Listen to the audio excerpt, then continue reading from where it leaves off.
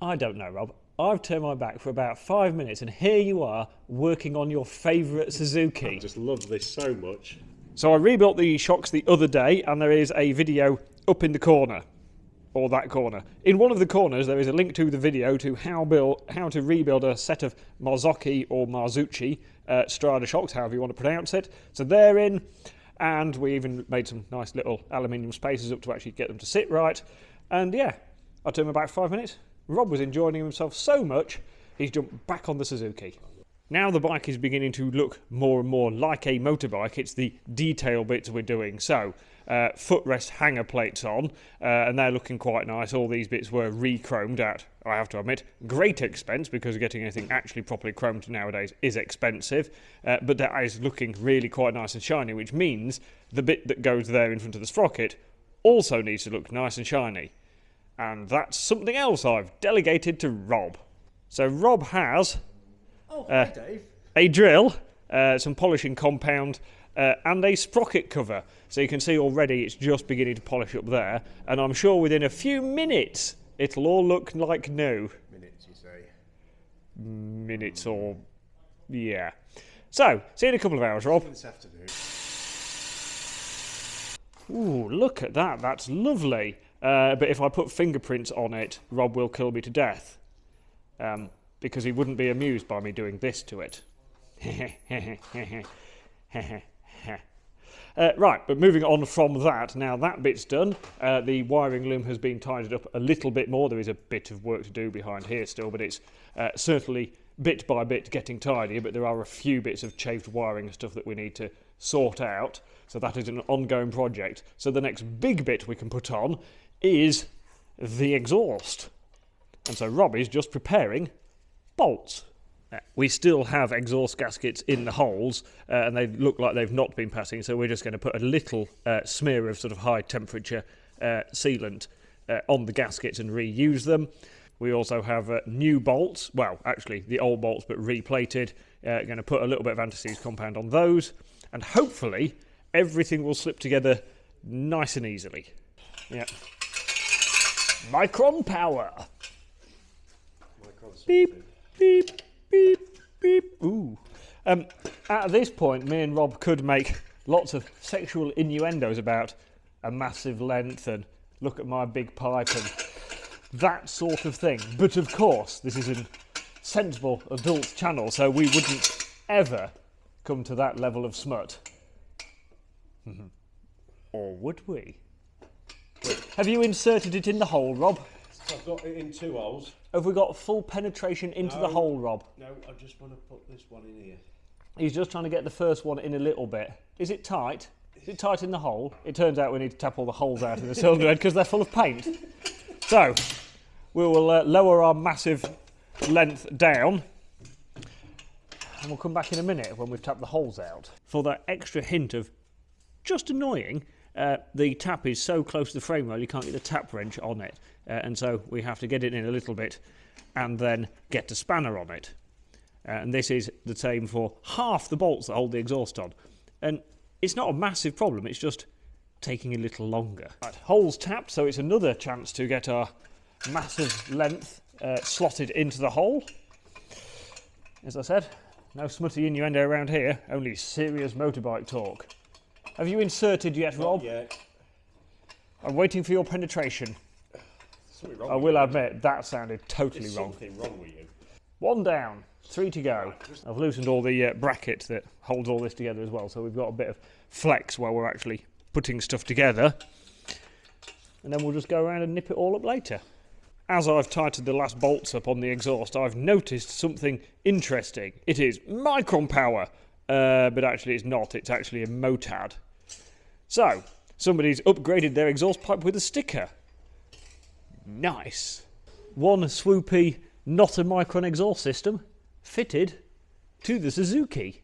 So far, most of the job has been just bolting stuff on that we've had replated, repainted, chromed, whatever. But there was one job outstanding. When the engine had been painted, there was a note stuck to it saying, clutch side engine cover gasket might need replacing. And of course, it's quite a generic moment, that, because engine casing could be one of these, could be the pickup, could be the clutch. We've hedged our bets that it's probably the clutch cover has been off to be polished and then just put back on when the engine's been painted. So we've got a new gasket for there. Rob is enjoying himself thoroughly yet again. Yep, we've found another job that's massively time consuming, so that's fun. So what you're saying is 40-year-old gasket material doesn't come off. Doesn't want to come off. Fast. It definitely seals. Definitely seals. But on the plus side, when this is all finished, the owner is going to get lots of lovely mileage in the sunshine. I can just imagine him now, just cruising along, miles and miles and miles and miles. I'm going to bet he never rides it because it'll be terrible. What? What? What? Sorry, Rob. Rob, I see you've got the wiring diagram out again. Yes. Have you got the horn yet? Are you ready? Yes.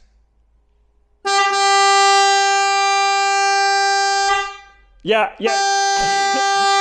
Stop! You can stop now, Rob. Right, so the horn works. Hooter works. It works. The battery will be flat soon, though. And you're having fun with some of the other lights? Yeah, we've got the headlight working. Rear light is on when it's not supposed to be on, so we're just going to adjust the rear brake switch. Indicators are not quite playing yet, but we'll have another fiddle. We'll get there. And we'll get there. All good Crack fun. on.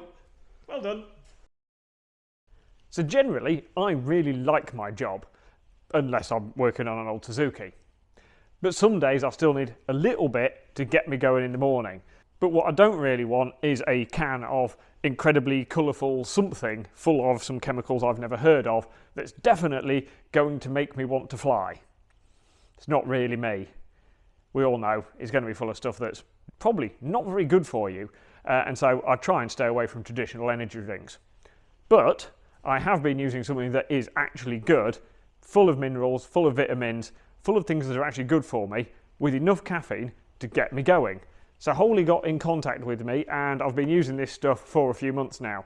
When I went to race Spa, I did a 6-hour endurance race, and I was using the caffeine energy drink and the hydration drink, and between the two, it kept me on form and on the bike for nearly 4 hours that day. It was hot, I was working hard. This stuff kept me going and got me over the finish line. But some days, even when I just get to the workshop, or before I go to the gym, I just want a little pick-me-up. So this stuff, though, is clever. It's not your typical energy drink. It's not full of junk you've never heard of. This thing has got minerals, vitamins in it, and 2 types of caffeine, and they're quite clever. It's got a thing called NewCaf. Now, NewCaf, they've developed this, and it's quite slow-release caffeine. So you're drinking the drink, and it will release the caffeine over 4, 5, maybe even 6 hours. And so it keeps you at a level where you keep your focus, you keep yourself going, and you're not having that massive peak and then the massive drop afterwards.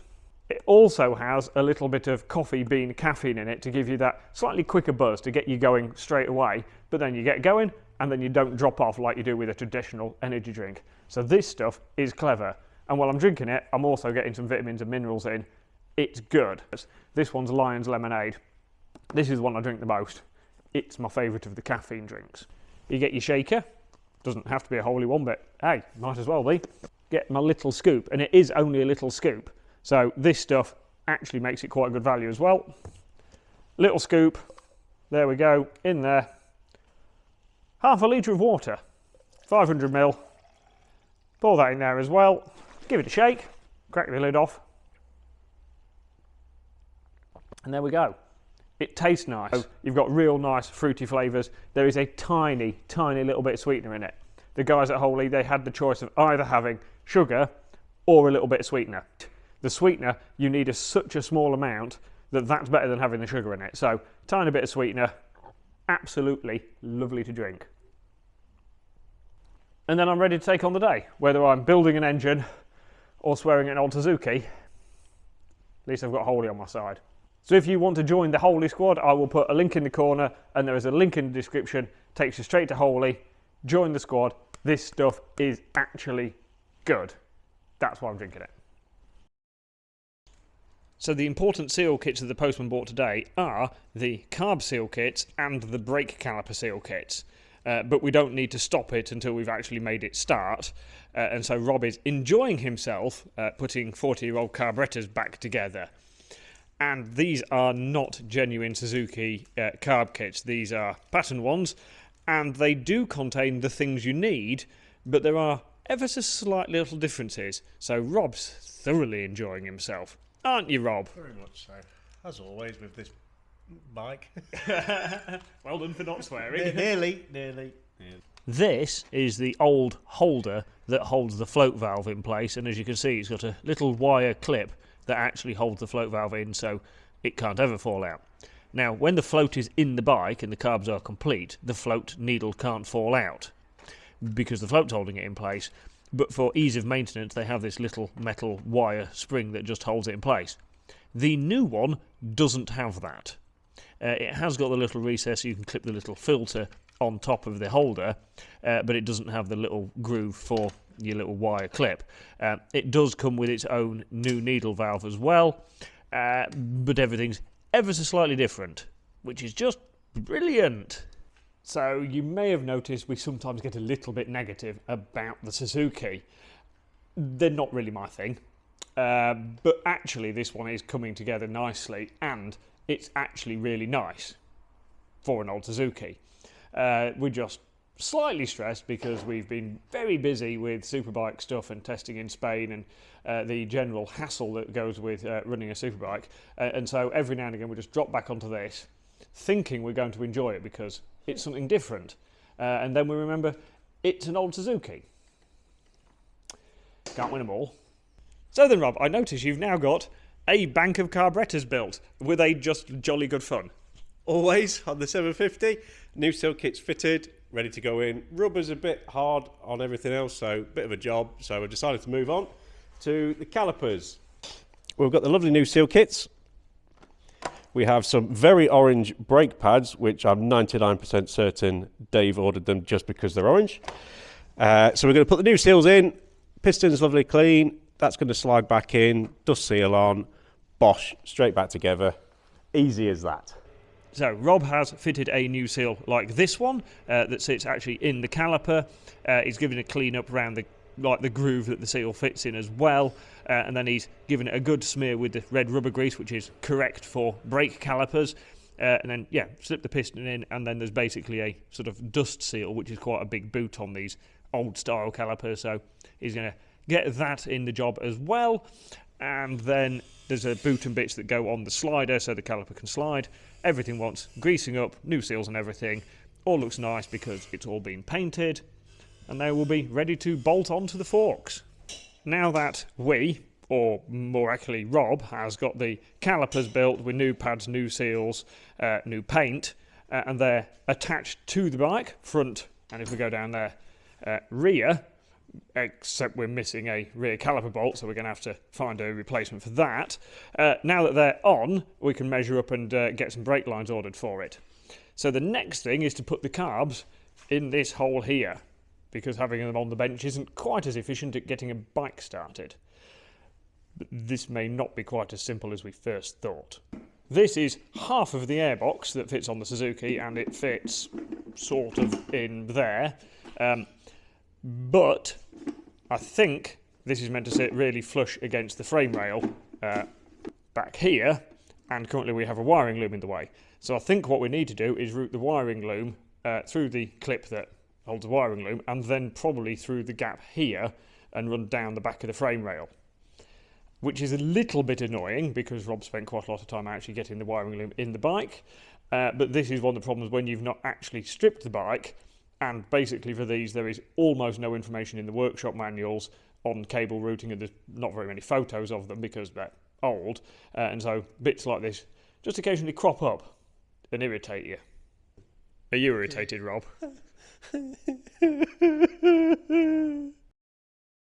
So the carbs are on.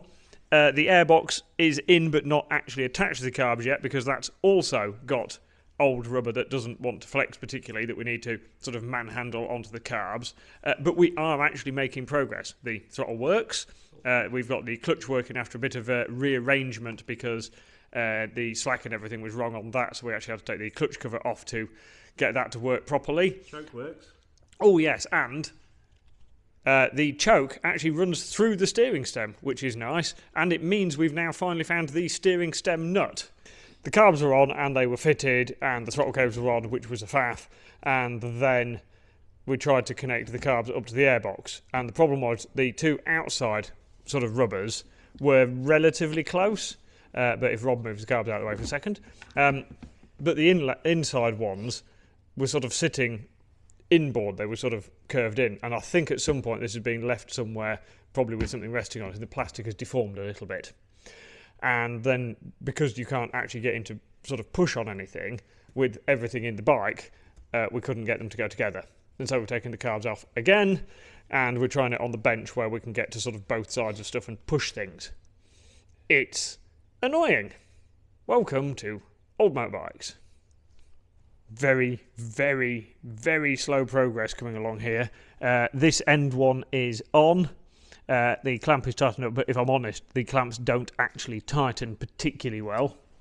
If we go around to the other end, this end is on here, but the problem is the airbox sort of, with these where these centre two go, the airbox sort of arcs a little bit, and so we can sort of get a bar in here and push the centre two on, and it gets it somewhere near, and they would seal, but they're not perfect sort of the way they fit.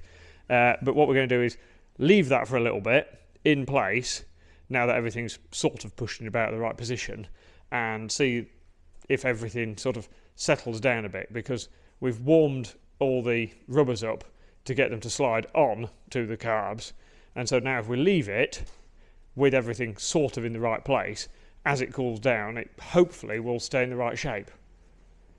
Only one way to find out, and that's wait and see. Finally, the carbs are in and the airbox is attached. I even had to put a piece of structural wood in this gap here so that I could actually pry against the airbox, against the rubbers, to pop them onto the carbs. If I'm honest, they're probably not perfectly aligned, but they are on and they are sealed up. And basically that's as good as it's going to have to get, because we've spent today around 6 hours putting the carbs on this bike. Mostly due to the fact that it's old plastic and everything's gone hard and awkward. So that's not been frustrating at all. So very, very slowly the Suzuki is coming together. I've actually ordered a few more bits for it, oil filter, a few bolts for here and there, brake lines are coming from hell for it, and we have oil on the shelf, so before too long we should actually be in a position to run it, and then it will feel like we're making real progress with it. Today has felt like it's dragged on forever, especially for Rob, because if I'm honest, half the time I walk away and leave him to it.